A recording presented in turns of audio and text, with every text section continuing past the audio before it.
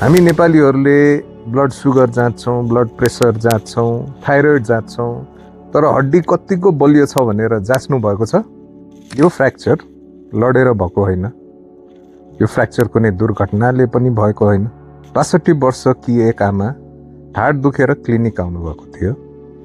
न उहाँ लड्नु भएको थियो, न कुनै चोट लागेको थियो, तर एक्सरे हेर्दा उहाँको मेरुदण्डको हड्डी आफै दबिएर भाँचिएको थियो। हड्डी जीवित हुन्छ र हरेक दिन पुरानो हड्डी गल्दै जान्छ र नयाँ हड्डी बन्छ, तर 30 वर्षको उमेरपछि यो प्रक्रिया बिस्तारै बिग्रिन थाल्छ र हड्डी बिग्रिने क्रम बढ्दै जान्छ।